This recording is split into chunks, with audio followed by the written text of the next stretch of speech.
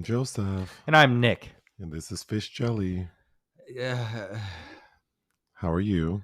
my brain is mud, but I'm good. How are you? I'm okay. Welcome back. Yes, fresh off the plane, really, kind of.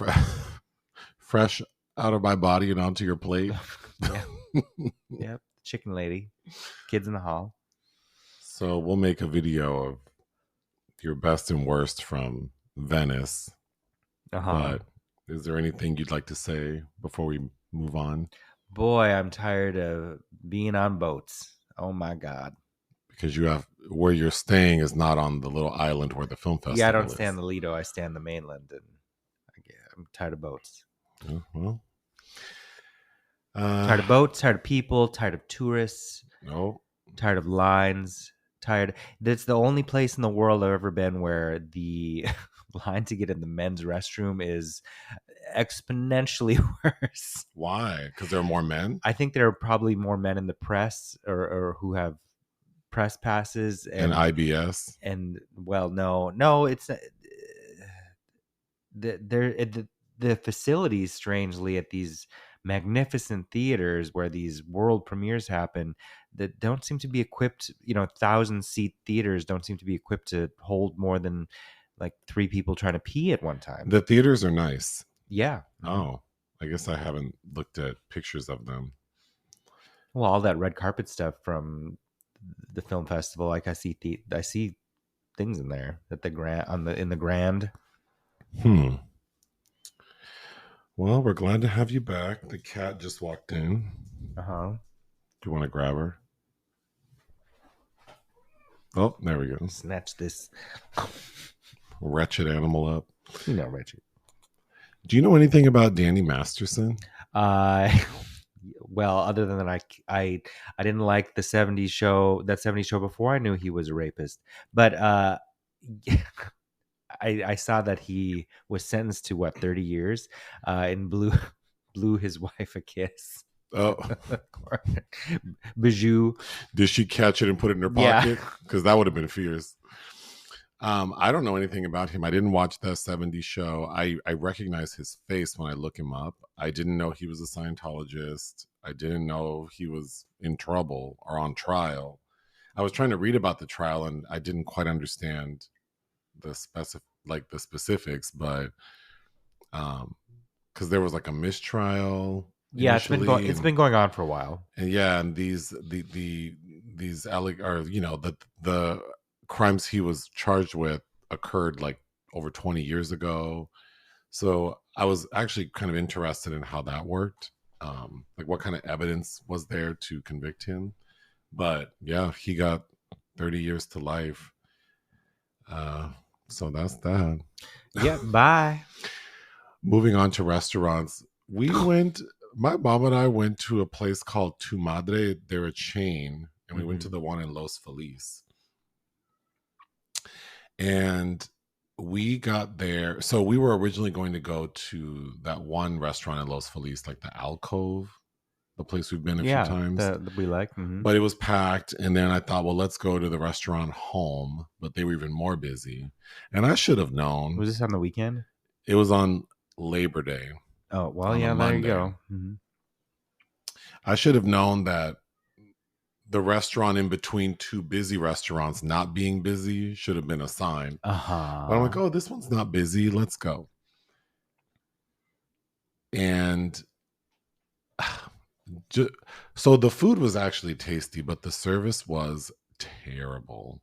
And I did something I haven't done before, but so we sat there for like 15 minutes waiting for someone to greet us. And then this little girl walks up and says, well, did you order yet?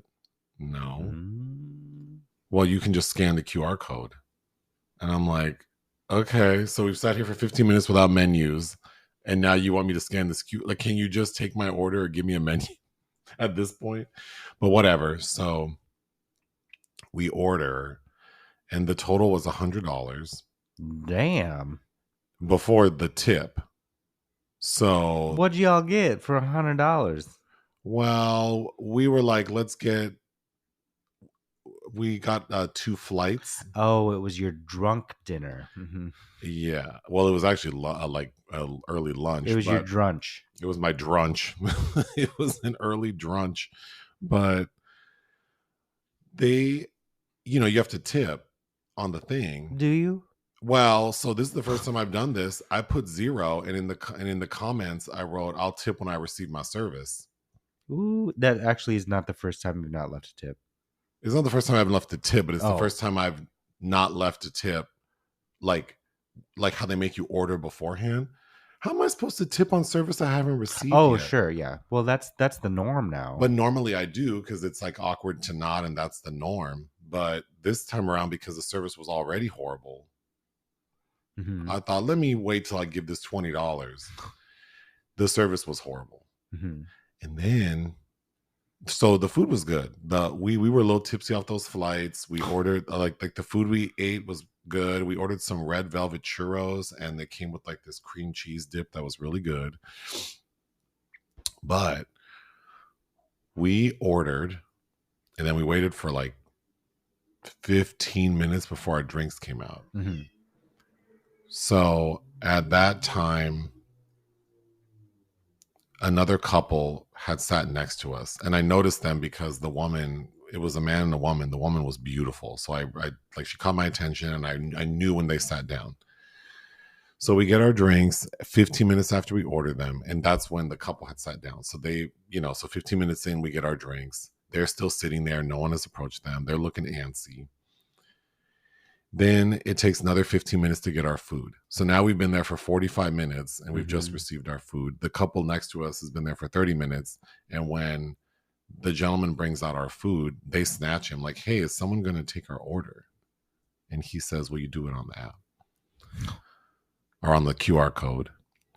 So then we take our time, because my mom eats slowly and she drinks slowly, but we had to finish those 8 drinks. So we were there like an additional hour. And do you know, when we got up to leave, those people had not received their food yet. So that means that they sat there for an hour and a half, and all they had were chips and salsa at the table. Damn. Keeping in mind that my mom had asked for 3 things, and they never brought them. Oh, She asked for more chips. She asked for like napkins and then water, and they never. wow. And then I asked for a to-go box, and they didn't give it to me. So I had to actually take the wrapping that was on the churros to wrap my leftover burrito in, and just carry it in my hand because I couldn't wait any longer. But yeah, then I didn't give a tip because they were arguing, like the staff was arguing with people waiting in line to be seated, saying they were like busy, and it was just a really weird. So guess who's never going there again? Well, it's a shame, because I actually would go, because I did like my food, but yeah. Well, I mean, Anyway, c'est la vie. that was a long story. Moving on to movies we watch for fun. You watched Gattaca? Yeah, well, because the only movies I had time to watch for fun were on the flight home from Munich. That's the 1997 film. Yeah, by Alex. Andrew Nicole. Oh, sorry, Andrew Nicole. Yeah, his first big film. You saw his film In Time with Olivia Wilde and Amanda Seyfried and Justin Timberlake, I remember. Oh, yeah. But I remember very well renting this on VHS in 1997 with my friend from high school and watching it at his parents' house. I think this is where Uma Thurman and Ethan Hawke met.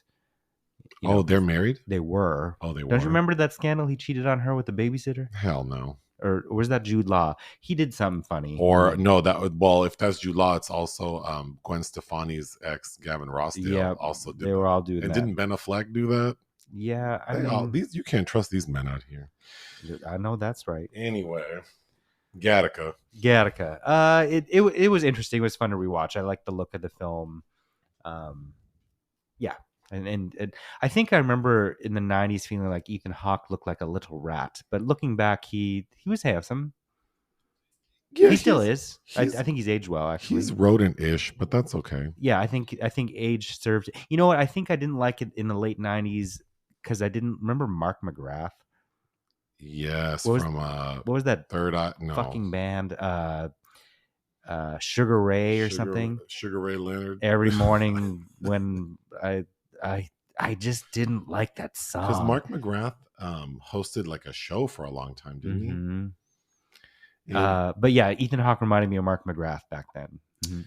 Okay, like everyone has asked us to review Spider-Man Into the Spider-Verse. People keep asking why didn't we review Well, it? this is the 2018 film. This is the first one. Oh. The one that was released this year is Across the Multiverse. Oh, okay, let me shut up. Anyway, did you like this movie?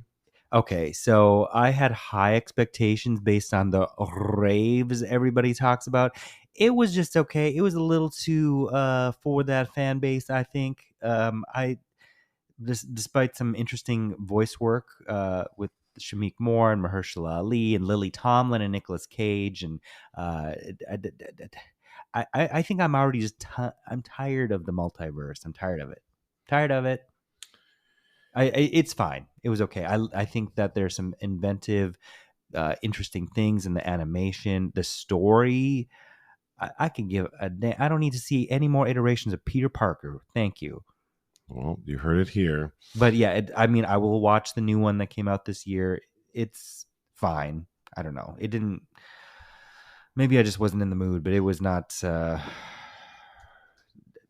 think I'm just tired of these kinds of stories. The kitty, Mama. So is the cat. Yeah, she's tired. Speaking to the microphone, girl. Tired. Shout out to Kelly Price. Anyway, you finally watched the Little Mermaid, the 2022 Yeah, version. this is a perfect airplane film. What did you think of the Little Mermaid? Halle Bailey is beautiful, and the singing voice is on point. However, this felt. I think there are a couple songs that aren't in the original cartoon, the animated film, um, that were just dull. Like I don't remember Prince Eric getting a song. I didn't need that. He could have been. Their theme song should have been that Robin Roykop song, I'm in love with a robot, because Eric was boring as hell, no chemistry. The story, it feels clearly like a carbon copy of the animated film. I don't, if you're gonna do this, like make something pop. I don't know, and it can't just be Aquafina as the I forgot about her as the fish or whatever. No, the crab. No, she's the bird. bird. She's the dumb bird. I don't know. But I mean, Ursula, you can see Melissa McCarthy trying to imitate the voice. I think she looks real whack. I don't know. I mean, I think most people thought that. Like, why didn't her makeup looks very like someone went to Party City and bought a palette and did the makeup 10 minutes before they left to the party. She looks like she's working at a Regis Hairstyles in the mall somewhere. Oh, God. That's what she's giving. I don't know. Oh, Regis. When I lived in Alabama, the one friend I had I met at Regis.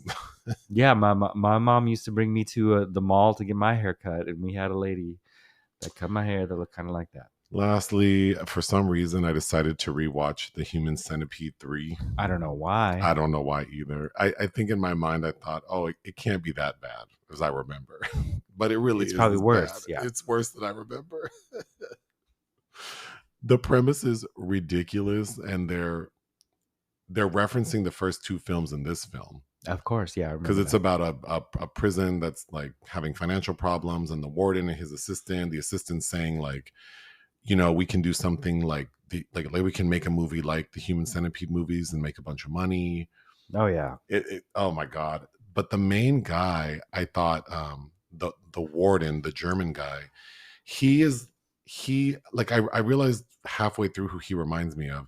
He reminds me of an unfunny German John Witherspoon. Because he's shouting everything. Mm-hmm. And even at one point he goes bang, bang, bang, just like John Witherspoon. Uh-huh. I feel like he's almost doing, I should probably research this, but I wonder if like that was the inspiration for his character. Is it worth the time to research? No. No, I mean, and then it's so like over the top, like trying to be extreme that yes, it's just. And what's that filmmaker's name? Tom Six. I think he's in the film. He's in a very ill-fitting linen suit. Dutch, I think. He did a film after he wrapped his trilogy that was on John Waters' best of list. Was it last year? And I believe it will remain an unreleased film. I don't know what film festival he saw it at, but apparently it's some equally strange, vulgar film featuring lesbians masturbating. That's all I remember reading about Oh, it. But yeah, I can't recommend the like any of those films really. no, I remember when I think we were just fresh in LA when the second one came out, going to a midnight screening at the New Art. You know, I don't And we remember brought a friend. We brought Ryan. at the New Art. Mm-hmm. Oh God, I don't remember watching that movie. Well, we did. Ugh. Anyway, let's take a break. The secret movie today is my choice, or I made it my choice, I guess. It should have been mine, but Oh, it should have been? it's fine. Okay, well, here we are. I chose the 1993 made for television psychological thriller Stalking Laura, also known as I Can Make You Love Me. It's based on a true story, the Sunnyvale ESL shooting, which occurred in 1988. It was a mass shooting. This guy obsessed with this woman showed up at her job, which he used to work at, but was fired because he was harassing her. He shows up and shoots and kills 7 people and injures 4 more. But he wasn't fired for harassing her. Well, technically he wasn't because they didn't want to deal with it. But he was fired because the way the film depicts it, he threatened the HR lady. But anyway, that guy ended up getting a life sentence, so he's currently on death row. And the woman was injured, but she lived. Just overall, what did you think of this movie? I think at a time it would have felt like something like in the I'm old enough to remember the early 90s, kind of sensational in a way that was, I also felt like there was some distance, and now this feels very prescient and standard. Like this feels like it's funny watching this in retrospect, being like, why aren't these people fleeing? And this was before we had Like active shooter active training shooter at work, drills, and yeah. it's just weird to think that we were so blind to this writing on the wall that was just waiting to happen the way it did. It's a tragic event. The film, oftentimes we watch like 90s made for TV movies, and they're kind of fun because they're over the top, and they also deal with tragic things like the Casey Anthony murder, or there have been several movies where they were kind of fun in a morbid way. This one is not that. No, I think it takes itself seriously, and the two leads are good. Richard Thomas really does do a good job of seeming like a creep. Oh yeah, he's cute. He looks dehydrated. I feel like I can smell what he smells like. And Brooke Shields is really doing a lot. But Yeah, the story is that Brooke Shields plays Laura Black, and she's a recent graduate from UC Davis, and she got a job at this company called KEI in Silicon Valley. So she shows up, and like the first day she meets one of the other like software engineers named Rich Farley. she doesn't even get to make it to lunch before. Oh, things escalate so quickly. Rich Farley is played by Richard Thomas. They go to lunch, and before they can even get back to work, he's trying to take her on a date to some tow truck, tractor racing, whatever. Oh yeah, and then he gets upset when she doesn't want to go, and then he shows up early to work and breaks into her office to give her a blueberry loaf, and he's like, it's comical how aggressive he is. He will not take no for an answer. Yes, and but also this was before, as the end of the film tells us, that there were anti-stalking laws. California was the first state to enact those because of this case. So Right. But it's funny to think like it seems so over the top, but people were really allowed to get away with a lot. And he's being very upfront with her. Like, if you call the police, this won't end well for you. If you tell your manager, this is going to be a problem for you. Who knows what I'll do? Everything culminates at first with Laura demanding HR do something. We need to talk about HR, but they have a meeting with him because HR agrees, like, listen, we'll tell him that he needs to go to counseling, and if he doesn't, he'll be fired.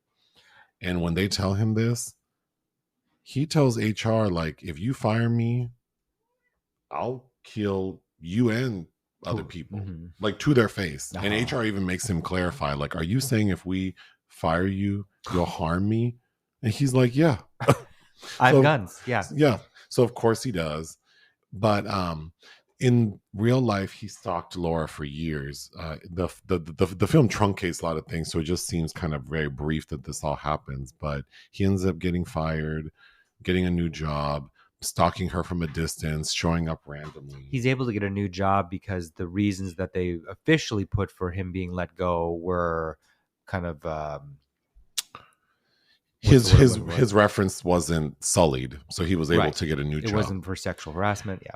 But then she ends up getting a permanent restraining order, like date, like court date, and that sends Rich over the edge, and he goes and buys like a bunch of guns and ammunition, and then just shows up to work at KEI one day, at Laura's work. He no longer works there, and he shoots up the place. He's carrying all these shotguns, and there's a man that one of his ex coworkers walks out right on by, like I shouldn't Well, be it's the alarmed. guy who he told he was going to. Yes. So we get a scene which apparently did happen in real life, but wasn't as extreme, where Richard was at a bar with some coworkers after he was fired, and he's asking questions like, "Are these doors bulletproof? Yeah. Or are these walls bulletproof? I'm going to come back and do something." And his ex coworkers are like, "Boy, stop playing." Mhm. So when his employee sees him, the one you mentioned, he's like, "Are you for real?" But then Rich shoots and kills him. Of course, he ends up getting caught. There's a negotiator who convinces him to surrender. That negotiator. We need to talk about the negotiator. He didn't do shit, really. But I was going to go through my notes. I think it's funny that the opening of the film is Brooke Shields, Laura, with her family, talking about how she got this like major job as an engineer at this big time company. And her dad is really trying to convince her not to pursue her dreams outside of the state of Virginia. Yep. I found that really annoying. When Laura has to find a roommate, she meets this lady named Mary Ann. Mm-hmm. And Mary Ann's like an artist, and we see that she paints fire escapes. She's like, yeah, I don't know. I just dig them. I dig fire escapes. She's like, and what does she say? I've sold a lot of these in my time. My time. Bitch, how old are you? In my 23 years, I've sold a lot of fire escape portraits. We see Laura doing like she's at the like gym doing like a calisthenics class. And she has on a full face. Yep. And in fact, most of the movie, her makeup looks kind of garish. It's very Whatever Happened to Baby Jane to be. It's very white. Her foundation's like one shade too light, and then she has like that. The placement of her blush looks like baby doll, like cherub. Well, this was made for television, so I wonder if it's because now that we're seeing it more in high def. You're probably right, but it really struck me when she's doing her Jane Fonda workout. It's, because the film is 93. Well, it's set in the 80s, so technically because it feels the very 80s. It's like we didn't catch up in the 90s hadn't fully set in yet, is how it feels. So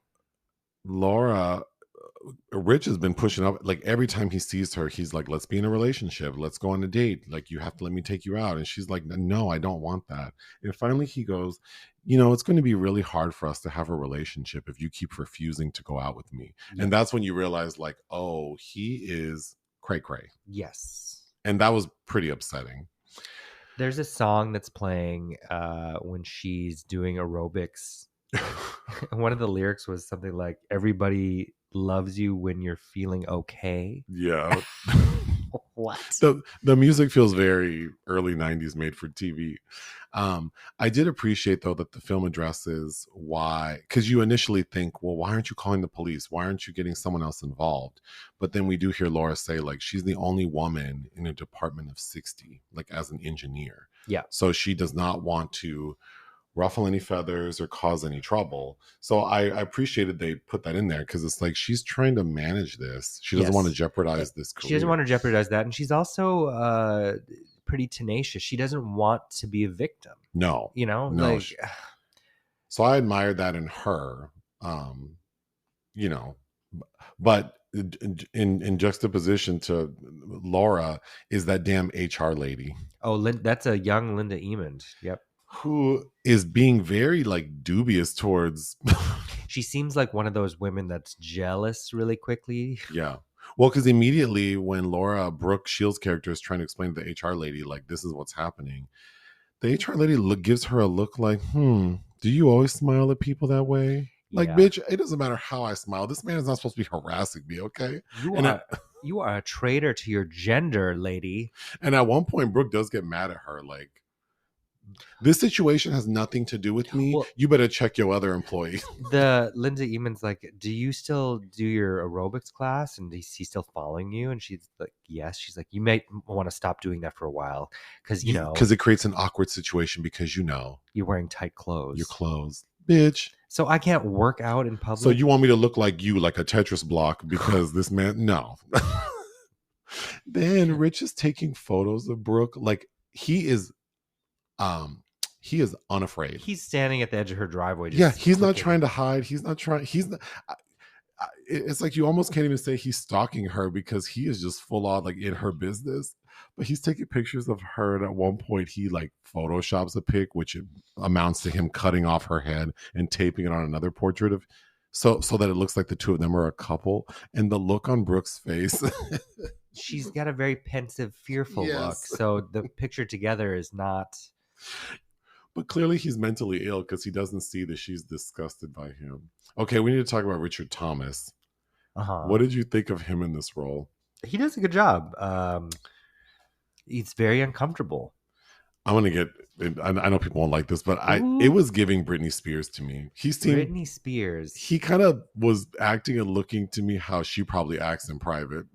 Oh God, deranged and like really self-centered. Like everything that's happening to me is not my fault, and I'm not getting what I want. And sure, I thought he looked a little like Charles Grodin in this. Oh sure. Yeah. But, this is recently after his Stephen King's It. Yeah. Which he's also in. I mean, he's still around. He's pretty consistent. He's Laura Linney's dad in the Ozark series as well. I forgot about that.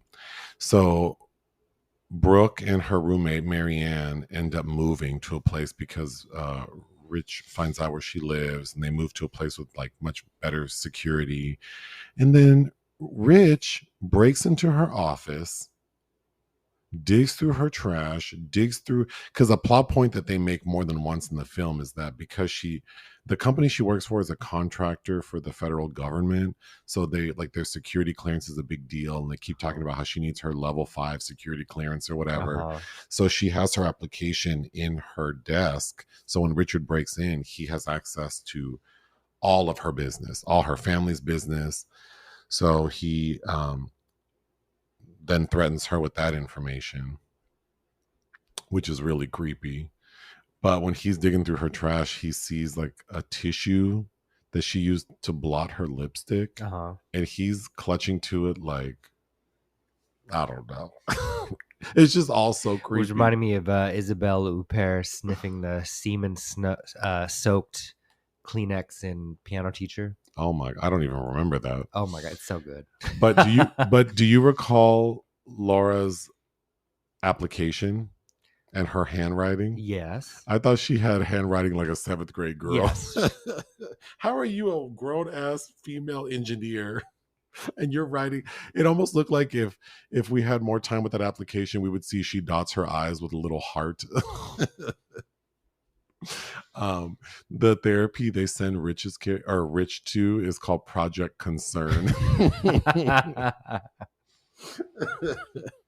um, okay, there's a scene where Laura is at a bar with her coworkers and she goes into the women's restroom to like powder her nose. And Rich like runs in there and like attacks her, not physically, but he's threatening her. Like he is very He's bold. that's the word, and it's scary because he is being so bold and all the warning signs are there and there's still nothing anyone can do. He's still supported by the culture. Like Yeah. his behaviors are sanctioned as kind of normal, and that's how boys act. Kind of bullshit. This is why these laws are important, because this man, according to this movie, was acting, he was living out loud. Yep. And I mean, there was nothing she felt she could do, which is crazy. She had to move to a place with higher security, Yeah. which was kind of funny because it doesn't seem like all that much. But no, it's just like two wrought iron gates. So then Laura starts dating this guy named Sam, and they're at a restaurant one day, and he's telling her like, oh, you know, you should get a restraining order, blah blah blah. And she's like, well, he hasn't really contacted me in a while, and blah blah blah. And then all of a sudden Rich shows up at the restaurant, and Sam gets up like he was going to do something. I thought that was funny. And then we cut to a scene where Sam's trying to give Laura a handgun, telling her that no jury would ever convict her of killing him on her own property. And but yeah, I was like, does she need a permit for that gun? And yeah, she needs to. I don't know if this is the best. Okay, so when Rich shows up at KEI, you already alluded to the first person who walks past him, but everything is happening almost like in slow motion, which I thought was really creepy. And the look on his face is just very upsetting. Yeah, he looks like he's having a good time. Then Laura's boss, the actor who played Moesha's dad, there's an active shooter in the building. People have been shot and killed. Police are everywhere. And his black ass shows up, and what does he do? Run into the building. He runs into the building, and there's a man. You know, it seems like he's being heroic. He drags this bleeding man into a bathroom and then hides there, and then ends up getting shot. Why don't you try to leave? Yeah, why would you run back in snatch there? him up and try to go? But a funny moment before that even happens is the cops are telling, like, the one lead in detective is like, don't let him go in there. So he's telling the other cops, stop that man. And the effort the one cop made to stop him was minimal. And it's funny when you watch it because he kind of like taps him on the shoulder, like, hey, excuse me. You're walking into a war zone. They barely try to stop him. So when Rich gets into the building and he starts shooting and killing people, he does find Laura and he shoots her in the shoulder.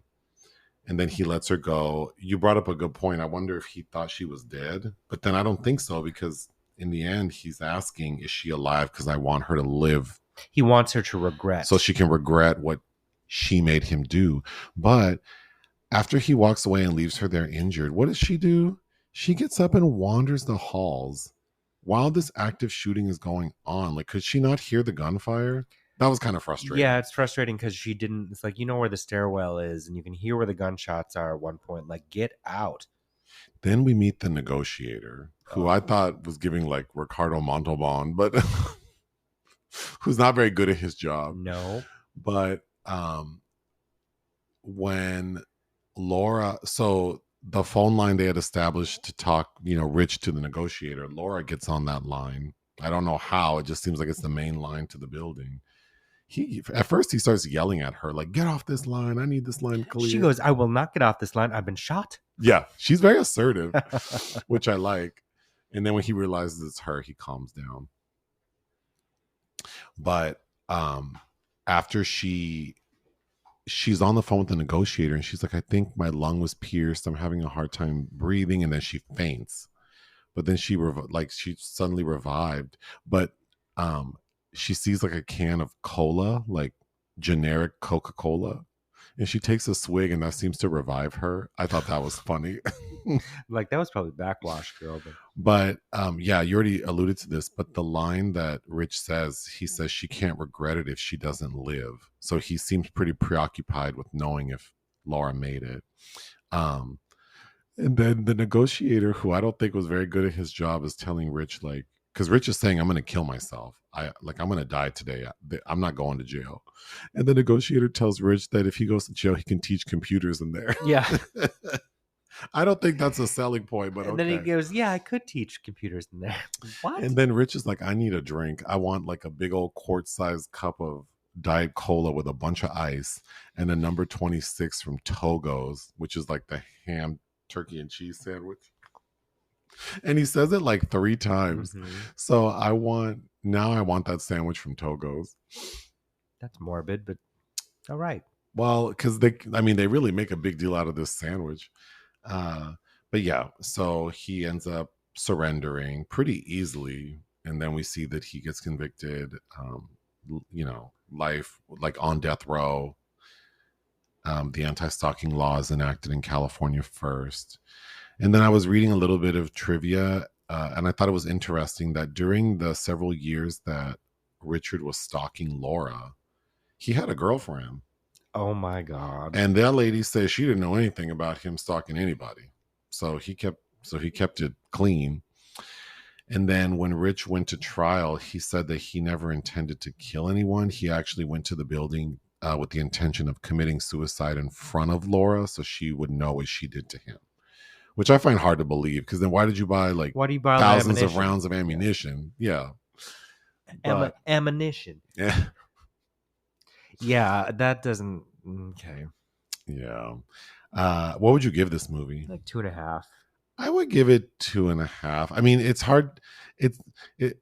I feel weird because it's like it's not really that fun. Like a lot of TV movies from that era are, but then the subject matter is not fun either. Well, no, and especially considering how things have progressed and changed, and Yeah. this is just happening, every other day. And I know I referenced the Casey Anthony or with Dean Cain. That's Scott Peterson. Or I'm sorry, not the Scott Peterson movie. That's what I meant to mention. The one with Dean Cain. I didn't think that was a funny story. It's just that it's so crazy. Yes. So like watching it, we were like, oh my God, like I can't believe this movie is more serious and upsetting. But yeah, and I like Brooke Shields. Yeah. Yeah. This might be a short one because it's been a long day for both of us. Yeah, and we're glad you're 20 back. hours and we need to eat dinner, Yes. but we didn't want to not have a podcast this week. Oh yes. What do we have any screenings next week? Yeah, so we have far? a screening tomorrow. What is it? Dumb Money. Oh. Okay. And then I might catch up with Haunting in Venice because that opens this week. And then we have some screeners. All right. Is there anything else you'd like to say? No, not at the moment. Ta-ta.